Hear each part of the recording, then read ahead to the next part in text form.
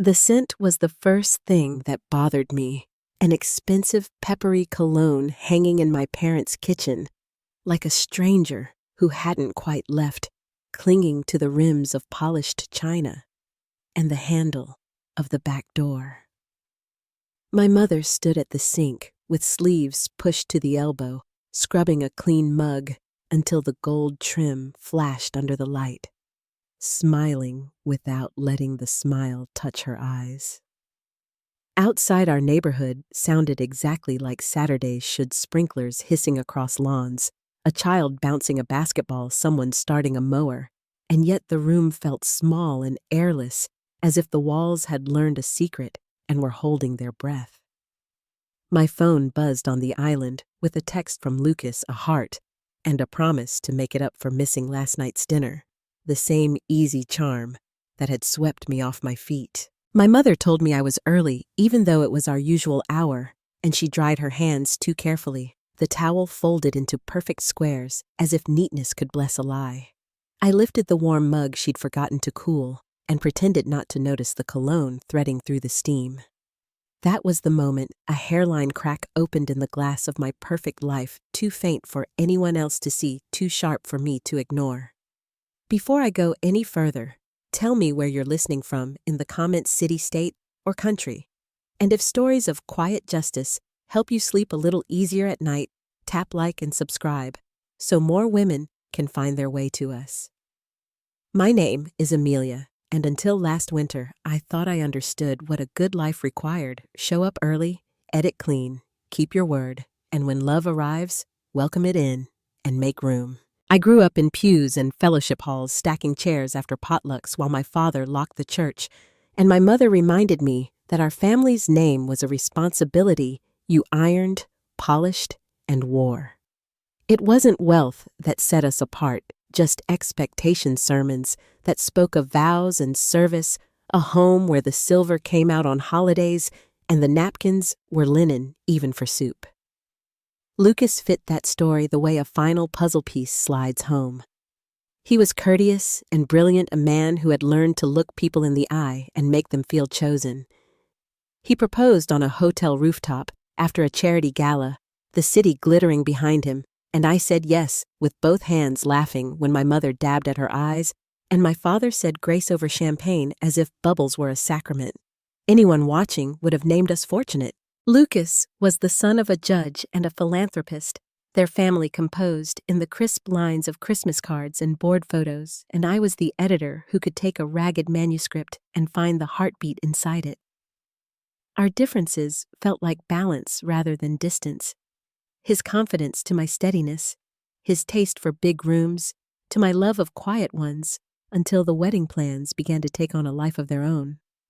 My mother moved through the world like an orchestra conductor, and suddenly every detail marched to her baton lilies instead of wildflowers, a full ensemble instead of a quartet, traditional vows printed on heavy cardstock that took 3 stamps to mail. Classic never embarrasses you, she liked to say, and I tried to be grateful because it came from love, or at least from the version of love she trusted. Lucas charmed her effortlessly, arriving with the right bottle of wine and a compliment pitched in her direction before he kissed my cheek, the 3 of us a tableau my mother would have framed if she could. On the surface, it was a warm, well-lit life, the kind that photographs beautifully, but even photographs carry shadows if you know where to look.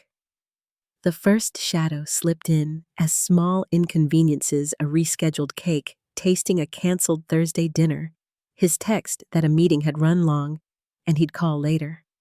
He always did call, voice smooth as a polished step, and I always forgave, telling myself that good men work hard and big cases take time. Then came that Saturday in the kitchen, cologne clinging to porcelain like a thumbprint, my mother folding towels into smaller and smaller squares, as if she could tidy a feeling into silence. I placed the mug in the rack and let it drip beside the others, watching the water bead and run in thin streams. That night, I drove to Lucas's apartment with a container of soup, the kind my father swears will cure most things if you eat it hot and with someone you trust. The doorman greeted me by name and said Lucas was upstairs. The elevator hummed patient as a breath, and I rehearsed a soft joke about stealing him for an hour.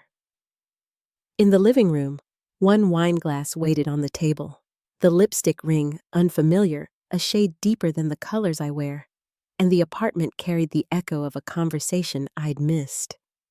I called his name twice before reaching for the bedroom doorknob, smiling, already planning to say something about soup and long days and us.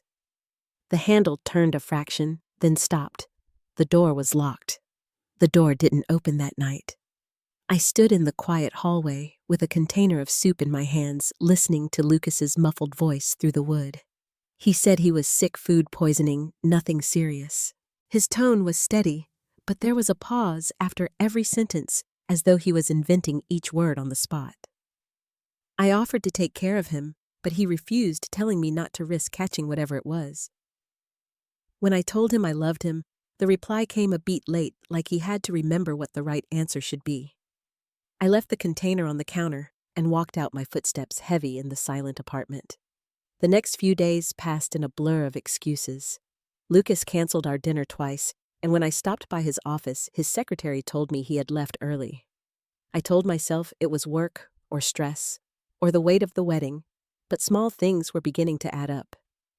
His texts were shorter, his voice less certain, and the warmth that used to pull me in was turning into distance. At night, I stared at the ceiling and reminded myself that people change under pressure, that maybe I was expecting too much. Yet the memory of that locked door stayed with me, a closed boundary, in a place that had once been mine as much as his. The following week, my mother asked me to run an errand. She said she had left a folder in her car and needed it for a lunch meeting. Her voice was light, but too careful, as though she had rehearsed every word.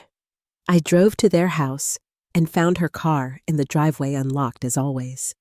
The folder was on the passenger seat just as she described, but another object slipped halfway between the seats caught my attention. It was a black notebook, the cover plain, except for my name written in my mother's careful script. My stomach tightened as I reached for it, my hands trembling even before I turned the first page. The entries began 3 months earlier, right after Lucas had proposed. My mother's handwriting filled the pages, each line deliberate, her voice alive in every sentence. She wrote about her regrets, about how she had chosen my father out of duty and convention, and how she longed for something that still made her feel alive.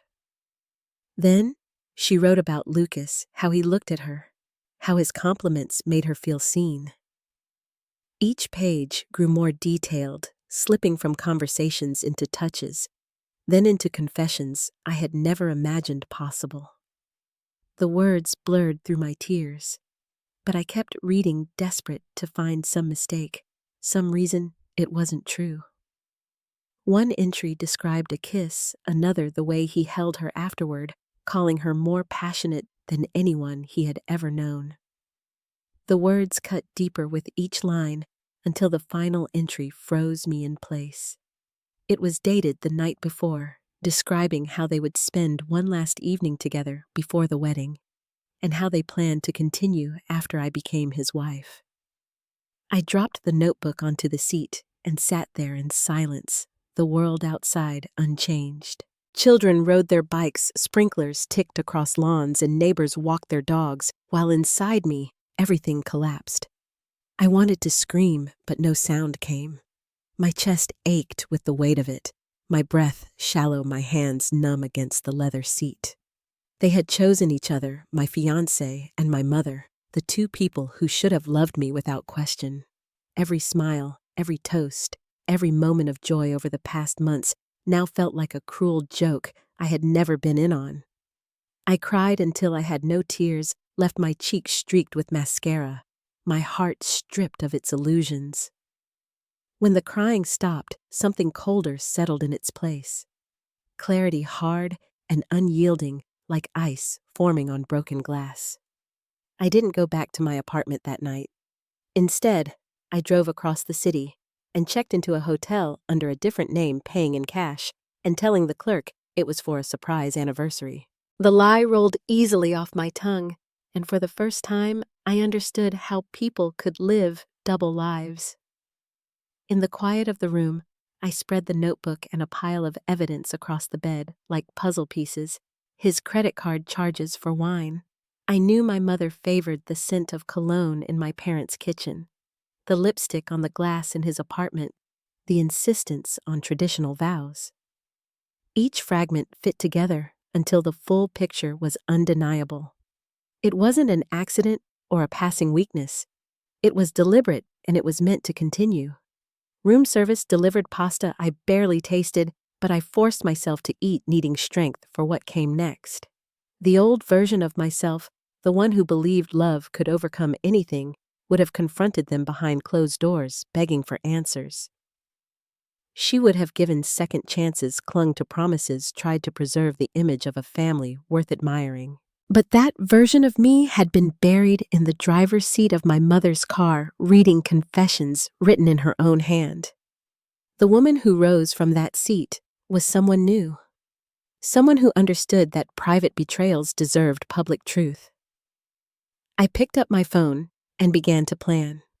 The first call was to my assistant at work, asking her to gather the full list of guests with every email and phone number. I kept my voice light, telling her I wanted everyone to have the right details before tomorrow, and she believed me. The next call was to Nora, my college roommate, who now worked as a photojournalist. She answered excitedly, ready to cheer me on before the wedding, until I asked her to be at the cathedral with her camera and credentials. Her laughter faded into silence, then caution, but she agreed when I told her not to ask questions. The last call was the hardest. I phoned my father, knowing he had just returned from a planning meeting. When he answered, cheerful and unsuspecting, I told him I loved him, that no matter what happened tomorrow, it wasn't his fault.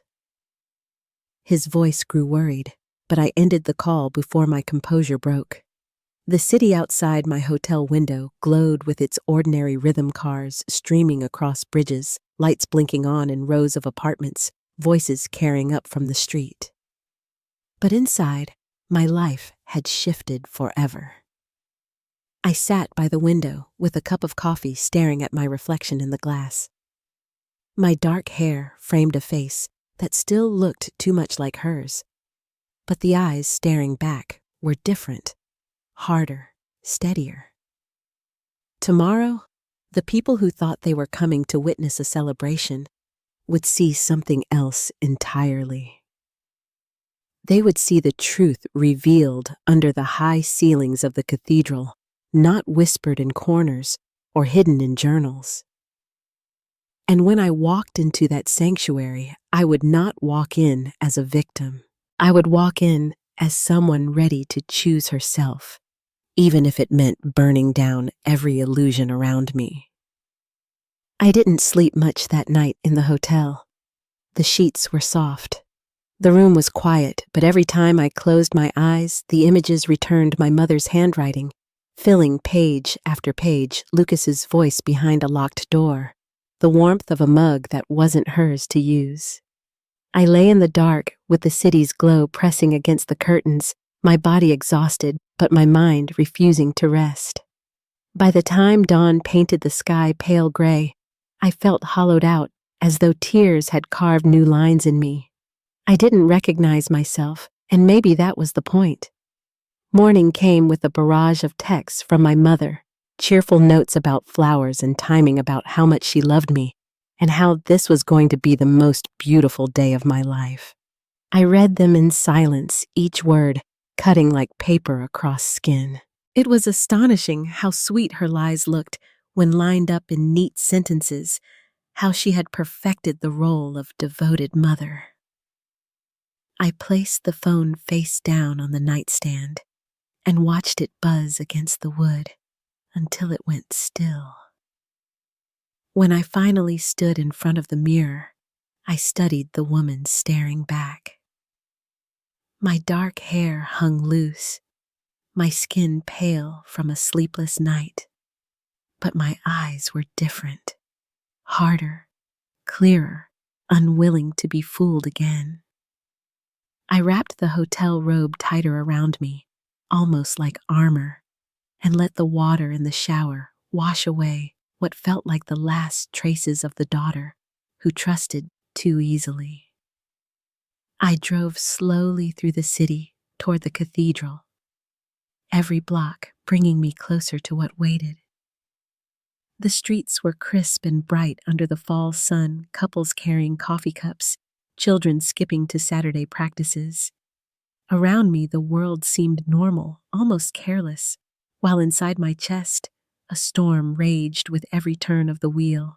When I pulled into the lot behind the church, cars already lined the street, guests and family bustling inside, unaware of what the day would hold. I sat there a long moment with my hands on the steering wheel, breathing against the urge to shake. The preparation room hummed with activity when I walked in. My bridesmaids fussed with dresses and makeup, voices rising in nervous laughter. Elise adjusted her veil in the mirror, while Kathleen, my matron of honor, wrapped me in a quick embrace. "You're glowing," she said, her smile wide and sure. I returned it as best I could, though it felt more like a mask. If they noticed the stillness in my voice or the way my hands stayed tight at my sides, they didn't say. The gown lay across a chair, ivory silk that shimmered under the light. My mother had chosen it months ago, brushing aside my suggestions for something simpler. "This will photograph beautifully," she had insisted, her voice full of certainty. I had given in back then, too tired to argue, too eager to keep peace. As Elise and Kathleen fastened the long row of buttons down my back, I felt the weight of the fabric settle over me, heavy and deliberate, like a costume I had been forced to wear. When the veil was pinned in place, I stared at myself in the mirror and whispered silently, "Not for anyone else to hear today. I am not theirs to command." The photographer arrived, filling the room with flashes as he captured smiles and small moments. I posed, lifted my chin, tilted my head, all the gestures of a bride preparing for her vows. He thought he was documenting joy. In truth, he was photographing resolve. Each click of the camera seemed to echo louder than the last, as though even the walls could sense that something unspoken was building. Then my father came. He stood in the doorway, tall and dignified in his tuxedo silver hair, brushed back eyes misting as he took me in. "You look radiant," he said, his voice low, carrying both pride and disbelief. When the others tactfully stepped away, I reached for his hands, the hands that had guided me through childhood, that had steadied me after every fall. I pulled the notebook from my bag and placed it into his palms. Confusion crossed his face at first, but it shifted quickly as he opened the pages. I watched color drain from his skin as his eyes moved across his wife's handwriting. He sat down, heavily trembling, whispering that it couldn't be, that it wasn't possible. I knelt beside him, the silk of my dress pooling around us, and told him to read all of it. His shoulders bent under the weight of betrayal, and for a long time neither of us spoke, just the sound of the pages turning one after another. Finally, he lifted his head. "How long have you known?" he asked, his voice broken. I told him only since yesterday that I was sorry for the pain, but not for the truth. He pressed his hand to his eyes, decades of certainty unraveling in the space of minutes. "What do we do now?" he asked, and I answered with a steadiness that surprised even me. "We walk down that aisle. We let everyone see who they really are." He shook his head, torn between fear and duty. 200 people are out there. The scandal, the humiliation. His words faltered, and I interrupted gently. "The humiliation isn't ours, Dad. It belongs to them." He studied me for a long moment, fighting with years of habit that taught him to keep family shame hidden. But then something shifted. His shoulders straightened, his eyes steadied, and I saw a flicker of pride. "You're braver than I ever was," he murmured. I squeezed his hand. "I learned from you." A knock came at the door, the coordinator's voice announcing that it was time. My father rose slowly, still pale, but his arm was firm when he offered it to me. Together, we walked toward the sanctuary doors. Through the glass, I saw the cathedral glowing in the morning light, filled with faces I had known all my life. The music rose, the doors opened, and every eye turned toward me. My mother sat in the front pew, radiant in her emerald dress, a handkerchief pressed to her eyes, the picture of maternal devotion. At the altar, Lucas stood tall in his tuxedo, smiling as though nothing in the world had ever been easier than loving me. I took my father's arm tighter and felt his breath steady beside me. The aisle stretched before us, a path lined with flowers, and expectation leading not just to a man waiting at the altar, but to the reckoning both he and my mother never thought would come. The doors of the cathedral opened wide, and a hush swept over the sanctuary. 200 people rose to their feet, eyes turning toward me, as the first notes of the bridal march filled the vaulted space. My father's arm was steady beneath my hand, though I could feel the tension in his muscles, each step measured against the weight of what he now knew. Cameras flashed, friends and neighbors whispered, and at the far end of the aisle stood Lucas, smiling as if love were the only thing written on his face. My mother dabbed at her eyes with a lace handkerchief, radiant in her emerald dress, every inch the proud mother of the bride. To those watching it must have looked like perfection. To me, it was a stage prepared for truth. We walked the length of the aisle slowly, the silk of my gown trailing like a river behind me. I kept my gaze forward, refusing to meet my mother's eyes, and instead focused on the man who had once promised me forever. When we reached the altar, my father placed my hand in Lucas's, his face composed, though I saw the strain in his jaw. The pastor smiled, his voice carrying easily through the microphone, as he welcomed the guests and began the ceremony. Lucas squeezed my hand gently, the gesture rehearsed and tender, and I returned the pressure with fingers that no longer trembled. The words of the service rose around us, vows, devotion, promises meant to bind two lives together. My eyes moved over the crowd, familiar faces looking back with warmth and expectation. Neighbors who had known me since childhood, colleagues from the publishing house, members of my father's congregation, who believed they were about to witness a sacred covenant. And in the front pew, my mother leaned forward with theatrical emotion, her handkerchief pressed to her eyes. She had no idea how quickly that image would crumble. Lucas the pastor asked, "Do you take Amelia to be your lawfully wedded wife, to have and to hold in sickness and in health, for richer or poorer, for better or worse, forsaking all others, until death do you part?" "I do," Lucas said, clearly, his voice strong, his eyes locked on mine with convincing devotion. The lie was so smooth it almost took my breath away. Then the pastor turned to me. "Amelia, do you take Lucas to be your lawfully wedded husband, to have and to hold in sickness and in health, for richer or poorer, for better or worse, forsaking all others, until death do you part?" The sanctuary was silent, the air heavy with expectation. I looked at Lucas, then at my father seated behind him, his eyes glistening, but resolute. I glanced at my mother, her lips parted in a small, trembling smile, as if she were savoring her victory.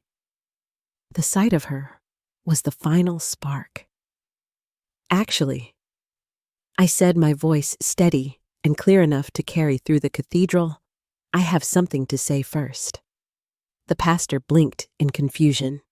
Murmurs rippled through the congregation, heads turning as people shifted in their seats. Lucas's hand tightened around mine, his smile faltering. "Amelia," he whispered low and urgent. "What are you doing?" I pulled my hand free and stepped closer to the microphone.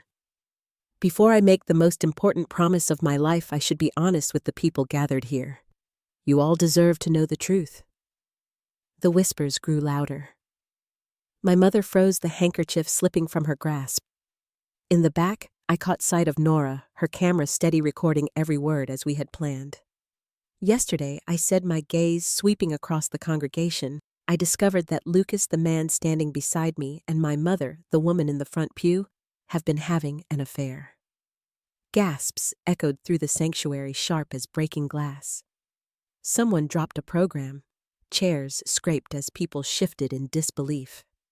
Judge Grant, Lucas's father, shot to his feet, his face ashen as he stared at his son.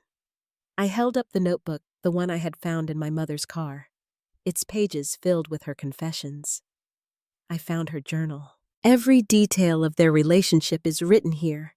How it began after my engagement, where they met, what they said to each other, even their plans to continue after this wedding. My mother rose halfway from her seat, her face flushed with panic. "Amelia! Stop this!" she cried, her voice sharp, desperate. "Sit down, Vivian," my father said firmly, his voice carrying with the authority of a man who had led a congregation for 30 years. She sank back into her pew, as though struck, her eyes wide with humiliation. Lucas shook his head wildly, his voice breaking as he tried to speak. "Everyone, please, there's some mistake. This isn't... Is it a mistake that you spent last night at my parents' house while my father was away?" I asked, my voice rising above the murmurs. "Is it a mistake that you used our joint credit card to buy wine my mother described loving in her journal?" Judge Grant turned to his son, his voice trembling with rage. "Lucas, tell me this isn't true." But Lucas had no defense. He looked from me to his father, to the stunned guests, his lips moving, but no words forming. The silence that followed was damning. Tears streamed down my mother's face, now not the gentle tears of pride, but harsh, ugly sobs. "Amelia, please," she choked. "You don't understand." "I understand perfectly," I replied, my voice like glass cutting through the air. "You chose your own desire over your daughter's happiness. You decided I was expendable if it meant feeling wanted again." Her sobs grew louder, her shoulders shaking while the people around her stared in horror. Friends she had tried so hard to impress turned away, unable to mask their disgust. I turned back to the congregation, drawing a deep breath. This isn't about revenge. It's about truth. It's about refusing to build a life on lies. Today, instead of binding myself to a man who deceived me and a mother who betrayed me, I choose myself. Then I stepped away from the altar, gathering the train of my gown in my hands as I began to walk down the aisle. The whispers swelled into a storm, but I kept my head high, each step measured and certain. As I passed the front row, I paused beside my father. He looked at me with eyes brimming with pride and sorrow. "I'm sorry you had to learn this way," I whispered, "but I'm not sorry, you know." He nodded, tears falling freely. "You did the right thing," he said softly. I kissed his forehead, then turned and walked the rest of the aisle alone. Behind me, chaos erupted, Lucas pleading with his father, my mother weeping, guests speaking in sharp whispers, the pastor frozen in disbelief. But I didn't look back. The cathedral doors opened to the cool air outside. I stepped through them into the light, my dress sweeping across the stone steps, my heart beating with a steady rhythm that no longer belonged to anyone but me. The sounds of confusion and betrayal faded behind me, replaced by the quiet certainty of freedom. In that moment, I knew everything had changed. But the reckoning was only beginning, and the ripples of what I had done inside those walls would reach further than even I could imagine. The October air outside the cathedral was crisp, sharp enough to clear the fog from my mind as I stepped into the parking lot. My gown brushed across the stone steps, the long train catching the sunlight as I paused to breathe. Behind the heavy doors, voices still rose in confusion, anger, and disbelief. But I kept my eyes forward. The sound of a single camera shutter clicked from a distance, Nora doing what I had asked. My phone vibrated in my clutch messages already pouring in, but I ignored them all until I saw her name. "Holy hell, Amelia," Nora said when I answered. Her voice was hushed, but electric. I got everything, every word, every reaction. This footage is going to spread like wildfire. I closed my eyes for a moment, steadying my breath. "Good," I said quietly. "Make sure it's everywhere by tonight." There was silence on the line before she spoke again. "Are you okay?" I thought about it standing there in my wedding dress, while my mother's sobs echoed behind the church doors. "I'm perfect," I replied, and for the first time in months, I meant it. By the time I drove away, the video had already started making its way through private group chats and social feeds. Within hours, it was on local news websites, the headline brutal in its simplicity: "Bride exposes fiancé and mother at the altar." The footage showed everything: my calm voice, Lucas's stammering denials, my mother's collapse, my father's command to sit her down. By nightfall, the story had moved beyond our community. Strangers online were debating every frame, dissecting every expression, some calling it justice, others heartbreak, but none of it touched me. The truth was out, and that was all that mattered. The next morning, I woke in my hotel to a courier knocking at the door. In his hands was a handwritten letter, thick cream paper folded neatly inside an envelope. It was from Margaret Grant Lucas's mother. Her words were careful, almost elegant, but they carried something real. She wrote that she was horrified by her son's betrayal, that she admired my courage, and that she wished me a future free of people who did not deserve me. I sat by the window, reading those lines over and over, surprised at the comfort they brought.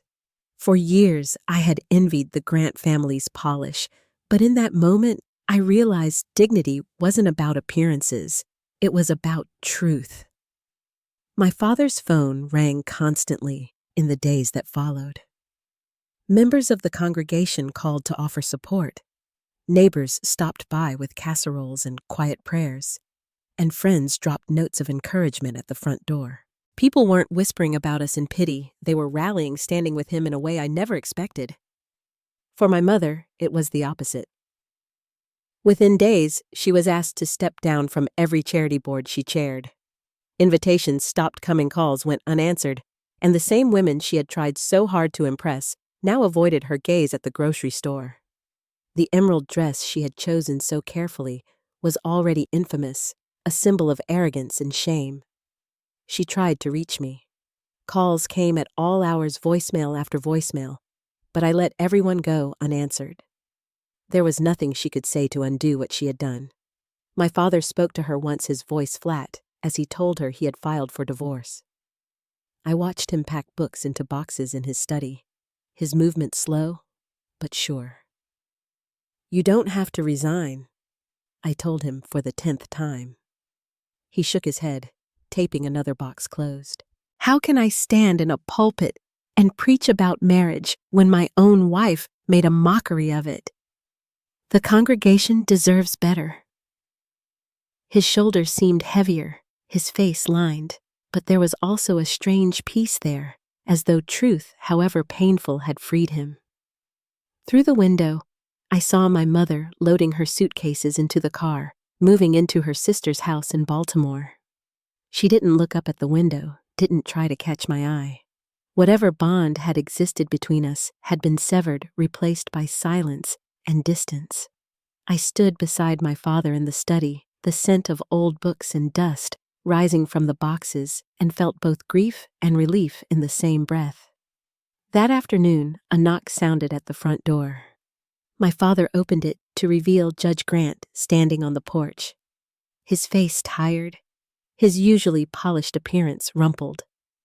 He stepped into the study, his hands clasped in front of him, and spoke with a humility I had never seen.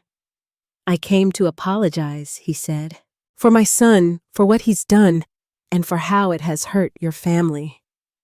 I studied him, waiting for the defensiveness I half expected, but there was none. Only remorse. "You're not responsible for his choices," I said. He shook his head. "I raised him to believe charm could erase consequences that the world would always bend for him. I created a man who thought he was entitled to anything he wanted. That's on me." His words carried a bitterness that surprised me. I looked at him, then at my father beside me. "You raised a son," I answered quietly. "He chose to be a man without honor. That's not yours to carry." He nodded slowly, his eyes heavy. "Victoria and I are getting counseling. We're trying to understand where we went wrong, how we failed him so completely." His voice cracked on the word failed, and I felt a flicker of something close to pity. "Don't let his choices define your marriage," I said. "Some people are broken inside. It doesn't mean the ones who love them are." Judge Grant looked at me for a long time, his expression softening. "You're remarkable," he said. "Most people would be destroyed by what you've endured, but you're standing here offering wisdom to a man who doesn't deserve it." He turned to my father, then his shoulders stooped. "I wish I could undo what has been done, but I can't. All I can do is say I'm sorry." After he left, my father and I stood in silence, the late afternoon sun streaming through the window, turning the dust in the study into flecks of gold. "Any regrets?" I asked him quietly. He closed the final box and shook his head. "No, not about leaving, not about divorcing. Only gratitude that I raised a daughter who chose dignity over silence." His words settled into me like a balm. The days ahead would not be easy. My family was fractured, my name carried on the tongues of strangers, and the pieces of my life lay scattered. But I had faced betrayal without bowing to it, and in the quiet of that study, standing beside the man who had taught me to value truth, I realized I was no longer afraid of what came next. The reckoning inside the cathedral had been only the beginning. The ripples of that moment were still spreading, touching lives and reshaping futures, and I could already feel the next wave rising on the horizon. The weeks that followed were a blur of headlines and whispers, my name traveling farther than I ever imagined. Nora's footage spread quickly, first through local circles, then across the country, until strangers I would never meet were dissecting the moment I chose myself at the altar. At first, the attention was overwhelming, the weight of strangers' opinions pressing in on my private grief. But gradually, I saw something else begin to emerge, letters from women I didn't know, messages from men and women alike who had survived their own betrayals. They weren't reaching out with pity, but with gratitude, thanking me for doing publicly what they hadn't found the courage to do in private. Meanwhile, Lucas disappeared from view. Judge Grant's statement that his son was taking an indefinite leave was widely read as a career death sentence. The polished attorney who once carried himself with an air of inevitability was suddenly a man no law firm wanted to touch. Friends who once filled his weekends with dinners and outings no longer returned his calls. I didn't need to follow his every move to know that his world had collapsed. That was the nature of truth. It didn't just sting, it stripped everything bare. My mother's downfall was quieter, but in its own way, more brutal. Vivian had spent years curating an image of elegance and influence, balancing church committees with charity galas. Now the very women she once tried to impress avoided her at luncheons, lowering their eyes in the grocery store. She was asked to step away from every board. She served, invitations dwindled, and the emerald dress she had once worn with pride became a symbol whispered about in disapproval. She called often in those first weeks, leaving messages filled with apologies and pleas, her voice growing smaller each time. I never returned a single call. The silence was deliberate. My father carried his burden differently. When his resignation became public, the congregation's response was swift, an outpouring of support for him, letters and phone calls affirming their respect. Yet I knew it cost him dearly to step down from the pulpit he had loved for decades. The study, once filled with sermon notes, now stood empty, the books packed away, the shelves bare. But in his eyes, I also saw relief. He had chosen integrity, and though it left him with an uncertain future, it lifted the shadow of living beside a woman who had betrayed him so profoundly. In the middle of this upheaval, I started over in quiet ways. I found an apartment in Alexandria, small, but filled with light, and took long walks in the mornings through streets where no one recognized me. For the first time in years, I wasn't trying to meet anyone's expectations. I went to work. I came home. I read in silence, and I let the pieces of myself settle into something steady again. The freedom was fragile but real, and each day I held on to it more firmly. One evening, as the light faded across the city, I sat at my kitchen table when a knock came at the door. Standing there was Margaret Grant, her face drawn but graceful, her hands clasped tightly around a small box. "I hope this isn't unwelcome," she said softly. I stepped aside and let her in. She placed the box on the table and opened it to reveal a delicate bracelet, gold, with a single sapphire. "It belonged to my grandmother," she explained. "I can't undo what my son has done, but I can tell you that you deserved better. And I wanted you to have something that carries dignity, not deceit." Her voice trembled, but her eyes held steady. I reached across the table and closed her hand around mine. "Thank you," I said. The weight of that moment stayed with me long after she left, the quiet acknowledgement from a woman who had lost just as much in a different way. We were bound by grief, but also by a recognition of what it meant to love someone who had chosen dishonor. Despite everything, life did not grind to a halt. Each week brought something new, another message of support, another reminder of the ripple my choice had created.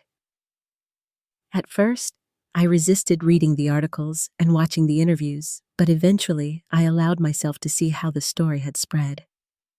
They called me courageous, reckless, inspiring, foolish. It didn't matter. What mattered was that people were talking about the cost of silence, about the weight of betrayal, about the courage it took to choose dignity, even when it meant standing alone. My mother, I heard, had settled into her sister's home, living in the margins of the life she once commanded. Occasionally, word reached me through distant relatives that she was still trying to explain herself, still trying to gather sympathy. But sympathy was scarce when the truth had been laid bare so publicly.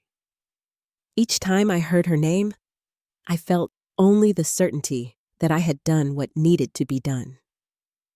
Lucas never reached out directly. His attorney contacted mine, once suggesting he wanted to make amends, but I declined. There was nothing left between us but ashes, and I had no desire to sift through them. His absence was its own answer, his silence, its own confession. I began to sense that the worst of the storm had passed. The story that had consumed headlines was slowly being replaced by newer scandals, fresher drama. But for me, the echoes remained. Strangers still stopped me in quiet places, a woman in the bookstore, placing a hand on mine, a man at the coffee shop, nodding in silent respect. Each time I understood more deeply that my story had ceased to be only mine. It had become something larger, a reminder to others that silence does not protect, and that truth, even when painful, sets you free. One morning, as I trimmed fresh flowers for a vase, I thought about the choices still ahead. My life was no longer tethered to Lucas, no longer bound to my mother's expectations. The road forward was mine to shape. The past had broken me, but it had also revealed a strength I didn't know I carried. And yet, even as peace began to settle around me, I knew the consequences were not finished. There were still deeper reckonings ahead, decisions to face, conversations to have, and scars that would not vanish overnight. The moment in the cathedral had been a breaking point, but it was also the beginning of something far larger. And as the days unfolded, I could feel that the next wave of consequences was already moving toward me, ready to test whether my resolve would hold. Winter settled in before the full weight of what I had done began to show. The story that had once consumed headlines had faded from the news cycle, but its consequences still unfolded quietly in the corners of my life. Each week seemed to bring a new ripple. My father moved to Vermont, taking an interim post at a small church where the congregation welcomed him not for his history, but for his honesty. His voice over the phone carried a peace I hadn't heard in years. He had lost nearly everything: his marriage, his pulpit, the woman he once believed he knew, but he sounded lighter, as if truth had finally released him from chains he never realized were there. Lucas, I learned, had left Washington. Word reached me through mutual acquaintances that he had tried to start over in another city, but his name followed him wherever he went. Courtrooms and firms were not eager to associate with a man whose betrayal had been broadcast for all to see. He had once thrived on power and reputation, but without those, he was simply a man whose choices had left him with nothing solid to stand on. His silence toward me remained unbroken, and I never sought to change that. My mother's fall was even harsher. Vivian, who once planned luncheons and hosted fundraisers with practiced grace, was now spoken of in whispers. She lingered in Baltimore with her sister, her days filled with the dull routine of errands, instead of the grand stages she had once sought. Friends she used to impress now avoided her gaze in public places. It was not just that she had betrayed her family. It was that she had been caught in the very act of pretending to be its shining example. That hypocrisy clung to her like a shadow she could not shake. For me, the months became a time of slow rebuilding. I poured myself into work, taking an offer from a larger publishing house in New York, where the pace was demanding but freeing. The city's vastness gave me anonymity.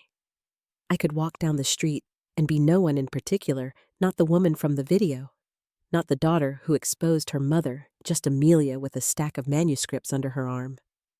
In that space, I began to breathe again. Yet reminders of what had happened still reached me. Strangers sent flowers to my office sometimes with simple notes of encouragement, sometimes with longer letters describing their own stories of betrayal. One afternoon, I came home to find a bouquet of wildflowers, the kind I had once wanted for my wedding, waiting outside my door. The card read only for choosing truth. From someone who understands.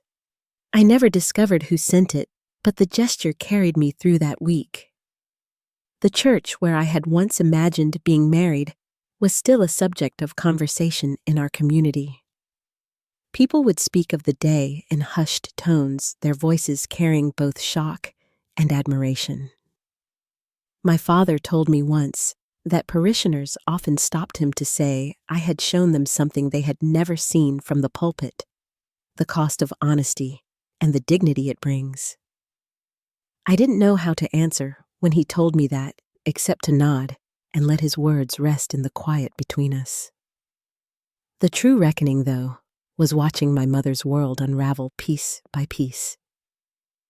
A woman who had built her identity on appearances now had to live without the social circles that had once validated her. She sent letters, some long, some brief each, filled with apologies and explanations. I kept them all in a drawer, but never opened them. Forgiveness, if it came, would not be born from carefully chosen words on paper. It would require something she had not yet shown an ability to accept the full weight of her choices without trying to soften them. Until then, the silence remained. It struck me often how justice did not need to roar to be effective.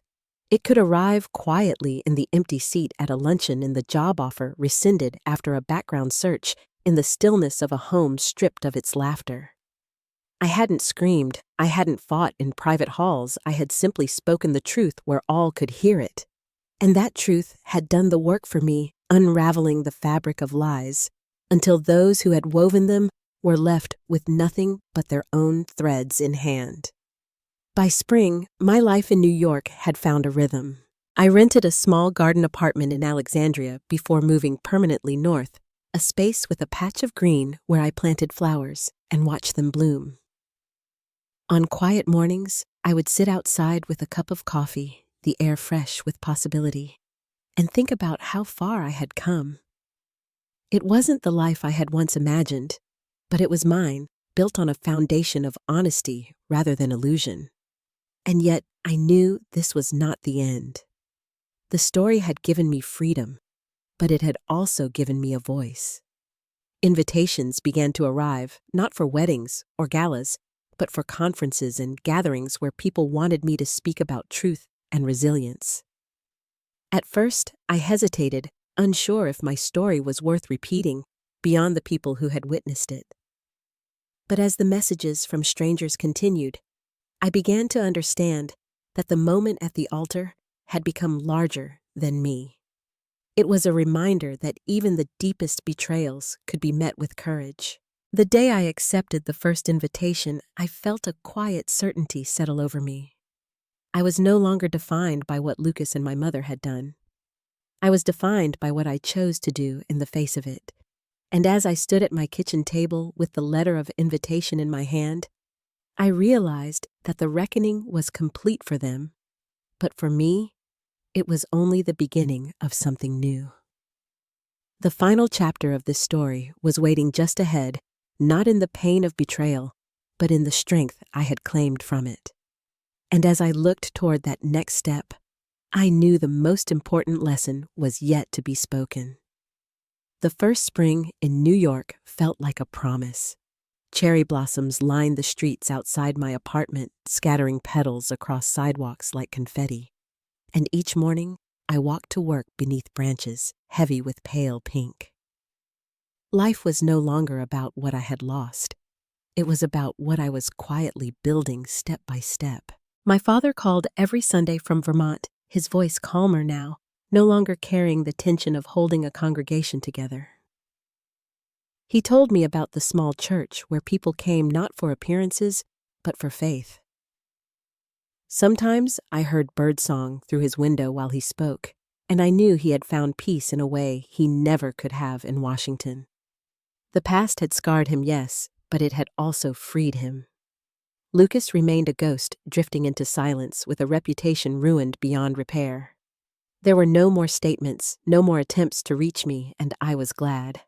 I had no need for explanations or apologies. The truth had spoken loudly enough. My mother faded into her own shadow.